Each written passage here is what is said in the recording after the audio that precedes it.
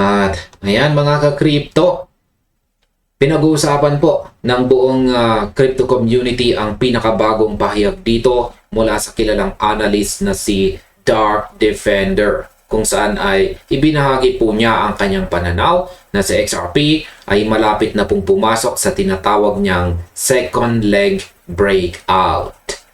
Ayon po sa kanyang analysis na ibinatay po sa 4-hour chart time frame gamit po ang Fibonacci extensions at ang Elliott wave theory, natapos na ni XRP ang kanyang wave 4 sa mga nakaraang mababang presyo bago po ito tuluyang lumundag patungo sa wave 5.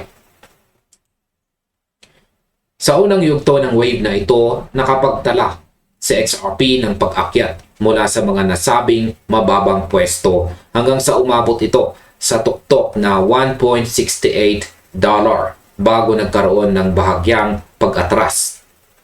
Sa kasalukuyan, si XRP po ay naglalaro sa halagang $1.46 habang matyagang nakaupo sa ibabaw ng mahalagang demand zone na nasa pagitan po ng 1.4445 at saka 1.5692.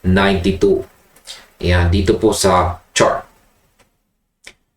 Ngayon, ang para sa akin, ang ganitong galaw ng presyo ay hindi nagpapakita ng pagtatapos ng trend, kundi isang malinaw na internal correction lamang sa loob ng wave 5. Ang naturang demand zone ay may kakayahang umakit ng mga agresibong buyers na siyang magtutulak sa asset patungo sa mas mataas na antas sa mga darating na araw. At ngayon ay ano ba ang mangyayari sa consolidation triangle at sa $4.11 target? Ayan, ipinaliwanag po ni Dark Defender na ang kasalukuyang galaw ng market ay nasa loob ng isang consolidation triangle, kung saan ay itinuturing niya ang puntong ito bilang isang reloading point sa loob ng parehong structure. Batay po sa kanyang Fibonacci extensions, kung saan ang 261.8% extension, ayan, dito po yan, 261.8% extension. Ito po ay nakaturo sa $4.11. Ito ang kanyang pangunahing target para sa inaabangang second leg ng breakout. Malinaw po na inilagay sa kanyang chart dito ang linya ng trajectory na tuwirang dumidiretso mula sa kasalukuyang consolidation zone patungo sa nasabing target.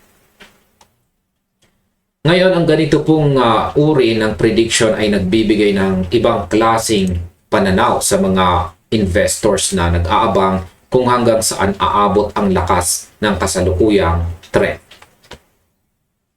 Sa aking palagay, ang pag-abot po sa ganito kataas na target ay nangangailangan ng tuloy-tuloy na lakas mula sa market.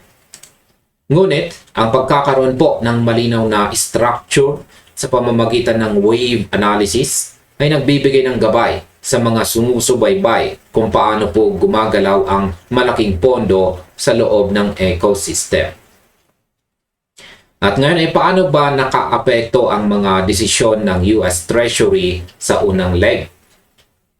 Yan. Ang paglulunsad po ng wave 5, yan, o launching ng wave 5, ay hindi po naganap ng mag-isa o walang dahilan sa likod nito. Noong pong August 19, ayan, opisyal na ipinahayag ng US Treasury na dodoblehin po nila ang kanilang mga operasyon sa pagbili ng utang o debt buyback para sa mga long-dated securities, kung saan tinaas nila ang limitasyon mula sa $2 billion patungo po sa hindi bababa sa $4 billion bawat operasyon sa sektor ng 10 hanggang 30 taong obligasyon. Si Caitlin Long, yan, itong si Caitlin Long ay siya po ang CEO ng Custodia Bank. Yan.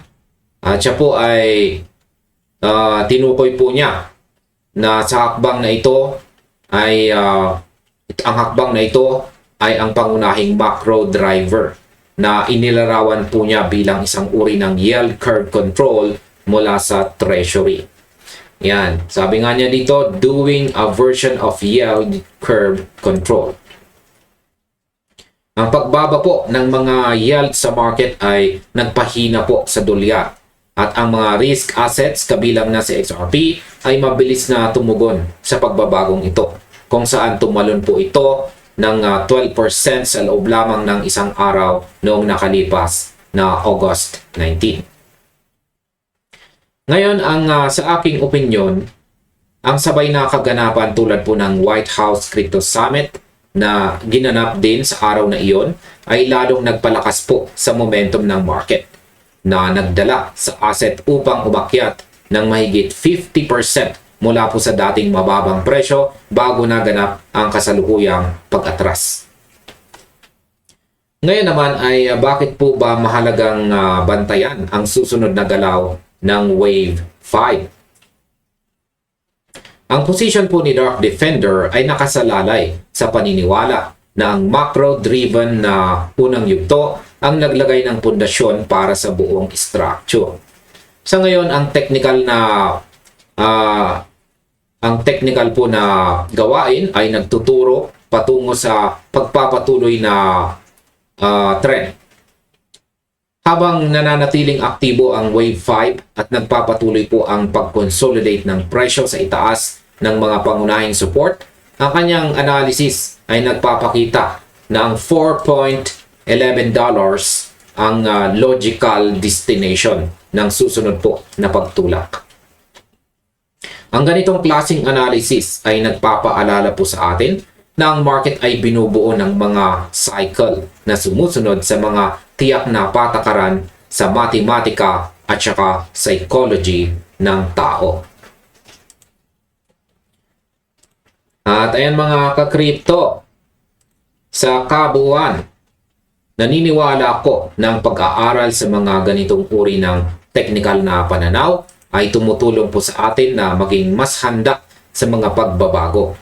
Ang pag-unawa sa kung paano po nagkakaugnay ang mga pandaigdigang patakaran sa finance at ang mga chart sa market ay nagbibigay ng mas malawak na kaalaman para sa bawat individual na sumusubaybay sa takbo ng mga digital asset ngayong taong 2026. At ayun mga ka-crypto, hanggang dito na lamang po tayo sa video na ito. Marami pong salamat sa inyong panonood.